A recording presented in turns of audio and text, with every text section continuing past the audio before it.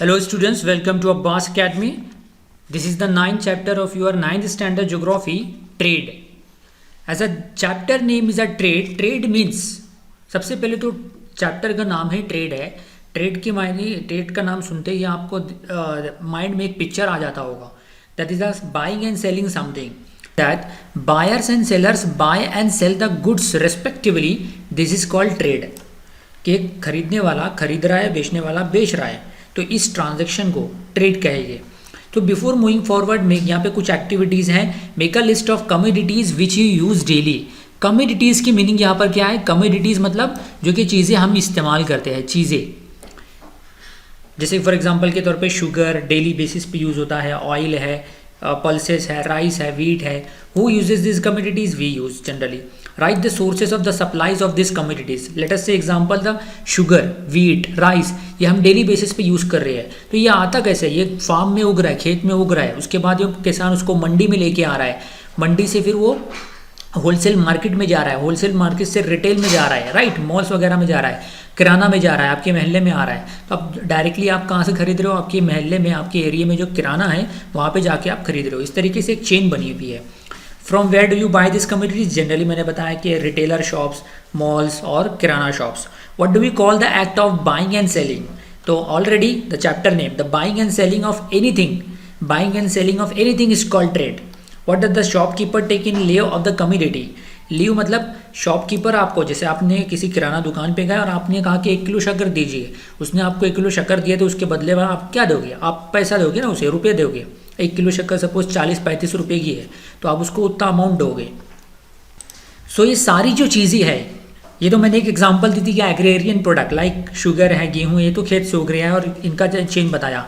अब लेटेस्ट से example cloth ले लो, कपड़ा ले लो. हमने किसी मॉल में गए, हमने या ऑनलाइन हमने अमेजोन या फ्लिपकार्ट से एक ड्रेस ऑर्डर किया. वो ड्रेस फ्लिपकार्ट पे कैसे आया? किसी सेलर ने बेचा. सेलर कहाँ से लिया? मैन्युफैक्चर जहाँ हो रहा है. अब वो ड्रेस बना है कॉटन का, तो कॉटन वो मैन्युफैक्चरर कहाँ से लिया? मैन्युफैक्चरर ने लिया किसी शॉप से. वो शॉप में वो क्लॉथ कहाँ से आया? वो आया इंडस्ट्री से, पावरलूम इंडस्ट्री से आया. पावरलूम इंडस्ट्री में वो जो धागा है, धागा आके कपड़ा बना पावरलूम इंडस्ट्री में. और मिल में आने से पहले वो जब धागा था, तो ये धागा का मिल में जो आया, राइट, तो वो खेत से होगा, कॉटन खेत से होगा. फिर एक chain, ultimately resource is the primary resource is the farm. Farm से कॉटन होगा, कॉटन से मिल में आके धागा बना, धागे से पावरलूम इंडस्ट्री में आके कपड़ा बना, कपड़े से एक टेलर के पास बना, वो कपड़ा सिला और उसे मैन्युफैक्चर किया, उसे सेल किया अमेजोन या फ्लिपकार्ट पर. इस तरीके से एक चेन बनी हुई है. तो जनरली यहाँ पर एक चीज़ है कि होलसेल मार्केट, जैसे फॉर एग्जांपल के तौर पे आप हर एक शहर में, महाराष्ट्र के हर एक बड़े शहर में एक होलसेल मार्केट होता है और एक रिटेल मार्केट होता है. अब रिटेल और होलसेल में क्या फ़र्क है ये बताओ. कि होलसेल मतलब कि बहुत ज़्यादा क्वांटिटी में जब हम खरीदते हैं तो उसको होलसेल कहते हैं. फॉर एग्जांपल किराना वाला आपके महल्ले में, आपके एरिया में जो किराना की दुकान है, वो आपको शक्कर बेच रहा है और बहुत सारे जैसे 5 रुपये का आता है वो बालाजी का वेफर, वो बेच रहा है, राइट. लेकिन वो अपने जिस शहर में रहता है उस शहर में एक होलसेल मार्केट है. होलसेल मार्केट में जाके खूब सारी क्वांटिटीज़ में खरीद रहा है, वो 100 पैकेट खरीद रहा है, तो उसको 5 रुपये के नहीं 4 रुपये के पड़ रहे हैं, राइट. वो 4 रुपये का एक पैकेट पड़ रहा है और वो आपको 5 रुपये का आपके महल्ले की किराना में बेच रहा है. अब ये होलसेल वाला कहाँ से लाया? होलसेल वाला जो शहर का सेंटर है वहाँ पे होलसेल मार्केट है, होलसेल वाला लाया, मैन्युफैक्चरर से खरीदा, उसको 3 या 3.5 रुपये में पड़ा और मैन्युफैक्चरर ने बनाया, उसको 2.5 से 3 रुपये का कॉस्ट लगा. तो इस तरीके से हर एक अपना प्रॉफिट रख के आगे सप्लाई करता है. फाइनली कंज्यूमर इसे मैन्युफैक्चरर देन होलसेलर के पास जाएगा, होलसेलर से रिटेलर यानी कि आपके किराना वाले के पास आएगा, किराना वाला यानी कि रिटेलर, और रिटेलर के पास आप जाके खरीदते हो जो कि फाइनल कंज्यूम होता है. तो इस तरीके से चेन होती है. अब ट्रेड जो है कई तरीके की है. One is the domestic trade, कि मैं यहाँ पर जैसे कि फॉर एग्जांपल मैंने शुगर, गेहूँ वगैरह का एग्जांपल दे दिया. लेकिन एक इंटरनेशनल ट्रेड भी आती है जहाँ पर एक कंट्री दूसरे कंट्री के साथ ट्रेड करता है. For example India is mostly, Indian economy is stands on economy mostly on agrarian product. कि इंडिया की जो इकोनॉमी स्टैंड हुई है वह ज़्यादातर एग्रीकल्चर प्रोडक्ट लाइक पल्सेस, गेहूँ, राइस, वीट एक्सेट्रा पे डिपेंड है. लेकिन हम what we can not produce, हम तेल प्रोड्यूस नहीं कर सकते, हमारे पास तेल की कुएँ नहीं है. लेकिन ये गल्फ कंट्री के पास है, तो हम क्या करते हैं कि हमारे गेहूँ, चावल वगैरह गल्फ कंट्री को बेचते हैं और उनसे तेल खरीदते हैं. तो इस तरीके से एक कंट्री दूसरे कंट्री पे डिपेंड है. हर एक एरिया जोग्राफिकल कंडीशन, जैसे कि for example Saudi Arabia, Iran वगैरह है, उनकी जो ज़मीन है वो फर्टाइल नहीं है, they unable to produce a wheat, rice, sugar etcetera, so they need to depend on India पे डिपेंड है। और हमको उन पे डिपेंड होना है किसके लिए? ऑयल के लिए। हमारी टू व्हीलर से लेके एरोप्लेन जो चल रही है वो whatever the oils we imported from Saudi Arabia and Iran का इराक से हम जो इंपोर्ट कर रहे हैं ऑयल, तो उस पर हमारा इकोनॉमी डिपेंड है वही, क्योंकि हमारे पास ऑयल के इतने कुएँ नहीं हैं, राइट। तो इसको कहते हैं। अच्छा, अब इम्पोर्ट एंड एक्सपोर्ट क्या है? लाइक मैंने एग्जांपल दी कि हम जो बेच रहे हैं, India is selling something to the America, selling something to the Saudi Arabia is known as export. जब कंट्री कोई चीज़ बेचे दूसरे कंट्री को तो उसको एक्सपोर्ट कहेंगे। और इम्पोर्ट किसको कहेंगे? आना। हमारे देश में क्या आ रहा है? तेल आ रहा है। अभी recently last year Indian government ने S-400 खरीदा रशिया से, S-400 मिसाइल खरीदा रशिया से, राफेल जेट खरीदा फ्रांस से। तो खरीदा ना, कहाँ से खरीदा? फ्रांस से। हमने इनको पैसा पे किया डॉलर में, तो हमारे देश में आया वो चीज़, तो इम्पोर्ट है। ऑयल हम खरीद रहे हैं तो वो इम्पोर्ट करना है, राइट। अब ये बता दूँ कि किसी भी कंट्री का अगर प्रोग्रेस देखना है, अगर किसी कंट्री को प्रोग्रेस कंट्री है तो उसका एक्सपोर्ट ज़्यादा है, अगर इम्पोर्ट ज़्यादा है तो वो कंट्री अंडर डिफिशिट है, यानी वो इतनी तरक्की नहीं कर रही है। फॉर एग्जांपल के तौर पे ले लो, अमेरिका का सबसे ज़्यादा एक्सपोर्ट हो रहा है, तो इसलिए America is super power, America became the super power. China तेज़ी से एक्सपोर्ट कर रहा है। हम आज हमारे पास देखो, हर किसी के पास MI की मोबाइल है, रेडमी की मोबाइल है, इसका पेरेंट कंपनी कहाँ है? चाइना में है, राइट। तो इसलिए चाइना जो कंट्रीज जितना ज़्यादा एक्सपोर्ट करेगा उसको उसकी इकोनॉमी उतनी तेज़ी से बढ़ेगी, राइट। तो आज इस तरीके से पूरा जाल बिछा हुआ है हर एक कंट्री, ये हमारा कंट्री इंडिया है। ये कहा इंटरनेशनल ट्रेड। अब ये बता दूं कि मोस्टली 90% जो इंटरनेशनल ट्रेड हो रही है, इंटरनेशनल मतलब पूरी विश्व में, पूरी दुनिया में जो ट्रेड हो रही है वो समुंदर के रास्ते से हो रही है। लाइक हमारे जो हम देखा, हमारा कंट्री इंडिया ये है ना, मैं आपको बता दे रहा हूँ ये है। तो तीन तरह हमारा एक ही लैंड बॉर्डर है, एक तरीके से एक तरफ से ऊपर किसी रास्ते से इंडिया लैंड से घिरा हुआ है, बाकी 3 रास्ते से, वेस्ट में, साउथ में और ईस्ट में समुद्री रास्ता है। तो that's why our country is known as, जो भी लैंड मास अगर 3 जगह से पानी से घिरा हुआ है उसको पेनिनसुलर कंट्री कहते हैं। तो ये हमारा एडवांटेज है कि हमारे पास 3 रास्ते हैं इंटरनेशनल ट्रेड के लिए। इस तरीके से जैसे अब ये बताया कि मैंने यहाँ से अगर हमारा कोई चीज़ जैसे गेहूँ चावल वगैरह हमको अमेरिका को या लंदन को एक्सपोर्ट करना है तो यहाँ से निकलेगा। अब वो कैसे निकलता है? ये बड़े बड़े कंटेनर रहते हैं, इसमें आता है और शिप के ज़रिए एक्सपोर्ट होता है, क्योंकि लैंड बॉर्डर तो है नहीं, लैंड के ज़रिए इतना पॉसिबल नहीं है, हवाई जहाज़ के ज़रिए, एरोप्लेन के ज़रिए भी पॉसिबल नहीं है। तो इस तरीके से शिप लेके जाती है और इंटरनेशनल ट्रेड होता है। अब आ जाते हैं कि ट्रेड की 2 किस्में। There are the 2 types of trade. One is a visible trade, जैसे कि फॉर एग्जांपल कि हमारा जो वीट, राइस वगैरह हम एक्सपोर्ट कर रहे हैं, शुगर एक्सपोर्ट कर रहे हैं, वो दिखाई दे रहा है, ये विजिबल ट्रेड है। ऑयल हम गल्फ कंट्री से ले रहे हैं, ये विजिबल ट्रेड है, ये दिखाई दे रहा है। तो what are the invisible trade? Invisible trade क्या है, राइट? इन कमेंट सेक्शन में आप दे सकते हो। इनविजिबल ट्रेड, ना दिखाने वाली, ना दिखने वाली ट्रेड, वो है क्या?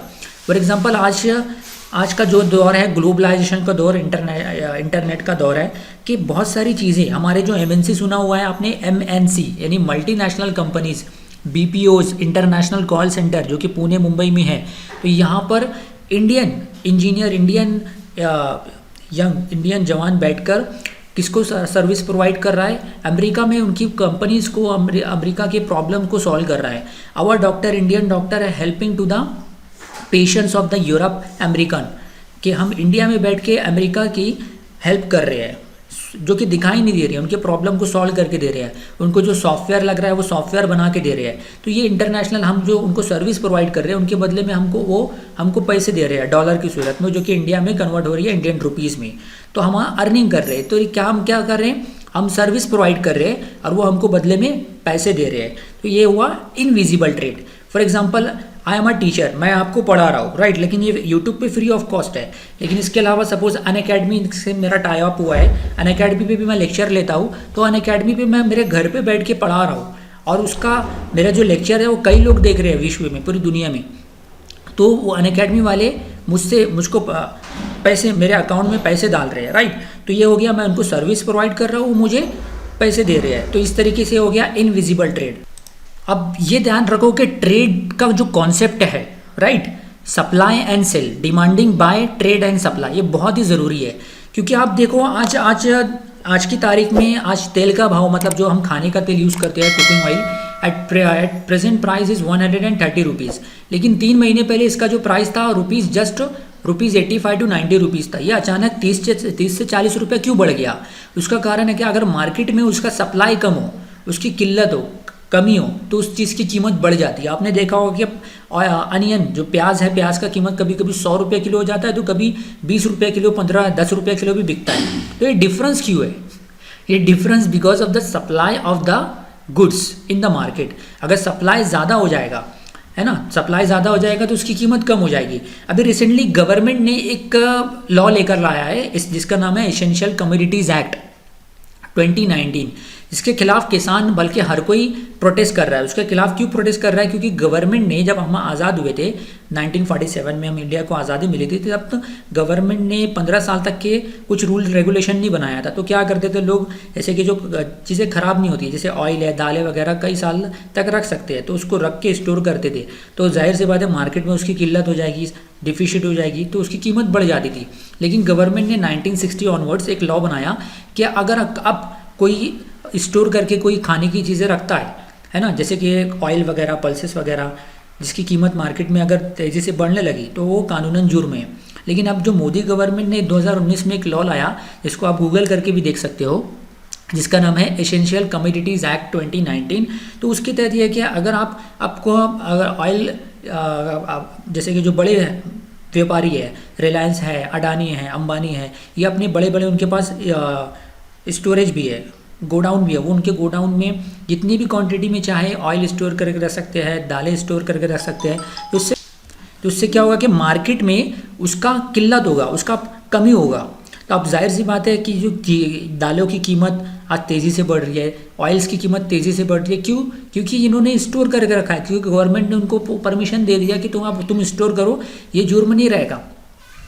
ये लॉ के तहत अब ये ला दिया कि आप जितना भी चाहे तुम स्टोर करके रखो, जब तक कि उसकी रकम 50% से ज़्यादा नहीं बढ़ती, तब तक कि गवर्नमेंट उसमें इंटरफेयर भी नहीं करेगी। इससे क्या होगा कि गरीब और मिडिल क्लास पीपल की जेब कटेगी, क्योंकि अमीर लोग तो और अमीर होते जाएंगे, लेकिन गरीब लोग उसको अफोर्ड नहीं कर सकते। तो trade is an important concept. इसमें मेरा बताने का मकसद ये था कि डिमांड, अगर सप्लाई कम होगी मार्केट में तो उसका कीमत बढ़ेगा।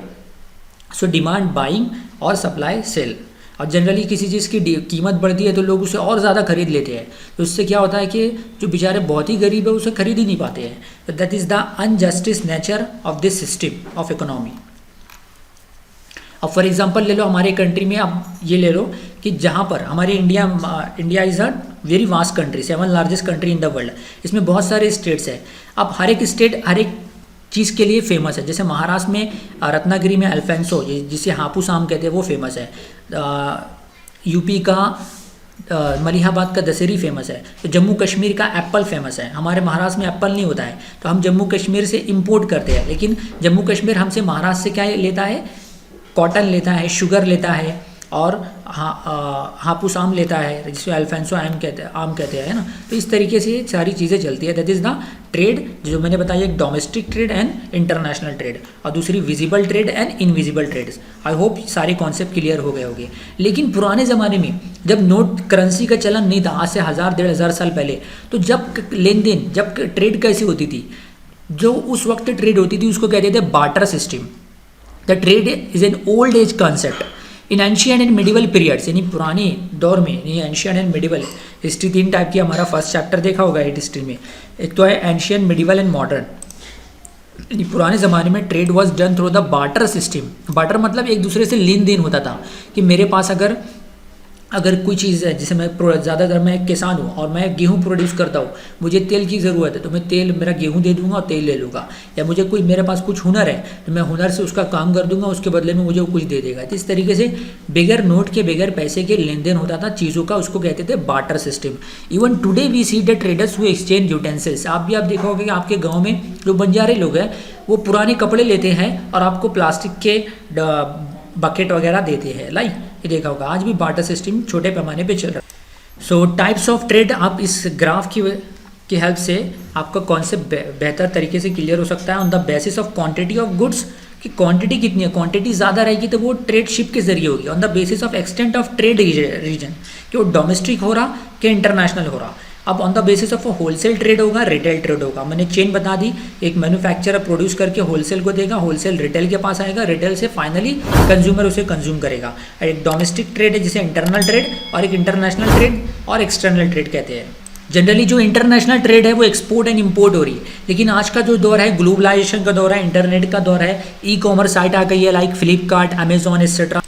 तो I hope students I have cleared your each and every concept of this chapter. So this was the part 1. ये part 1 था, part 2 जल्दी ही मैं अपलोड कर दूंगा। तो हमारे चैनल को सब्सक्राइब कीजिए और बेल आइकन को प्रेस करना चाहिए। चैनल सब्सक्राइब करने के बाद बेल आइकन को प्रेस करो ताकि जब भी मैं ऐसी इंपॉर्टेंट वीडियो अपलोड करूँ आपको नोटिफिकेशन मिल जाए।